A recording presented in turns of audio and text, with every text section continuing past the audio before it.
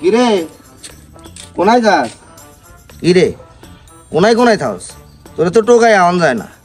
এদিন তো খুব করে কইছিলি ভাই আর একটা কাম দিন, আর একটা কাম পড়ে গেছে, কিছু কাগজপত্র আছে রামগঞ্জে লই যাইতে হইব। পারবি নি? পরে তার কইতে পারতি না যে ভাই আরে কিছু কাম দেন কাম দেন। পারবি নি? ভাইয়া আপনার একটা কথা কইতাম শুনবেন? কি কবি তাড়াতাড়ি কই গেলা? আচ্ছা ভাইয়া, এই হলো রাতাত উঠে আপনার গাড়বাড়া থেকে তো লাতি মারি হানি থালাই দিই, আপনার কি শীত লাগবে নি ভাইয়া? এরে আগল হয়ে গেছিস নি? কি আকস এগুলি তুই? তুই করি কস কেন সোপড়াই গেলে তো থালাই দি ভারাম দাদা। তোর মার বিয়ের কাজ নাই বলে লেনছে আর তুই করি কস। এটা তো সুলদার কি সব পাই গেছি তুই। হ্যাঁ হ্যাঁ তুই করি কস। এরে তো সমস্যা কি? তুই কি করতে হারাম দাদা?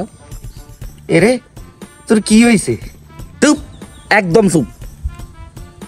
বেশি কথা কইলে একটা ঠাক পারি গেলে ভূত তোর লাশ খুঁজিয়ে তো না তোরে মারি, তোর কাঙ্কা ঢাকা মেডিকেলে বিক্রি করে দিতি।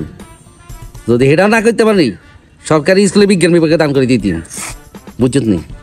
তুই করি কাজ কেন? এরপর যদি দেখা হয় আপনার করে কবি, নাইলে কিছু কইস না, তোর কিছু কম লাগতো না। আর ব্যাপার হোক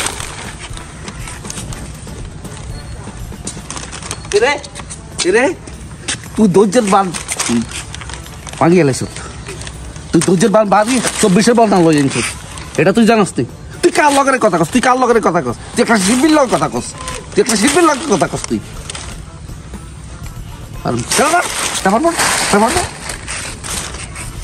আর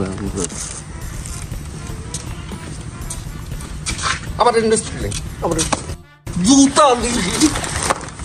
দাদা তো বাবা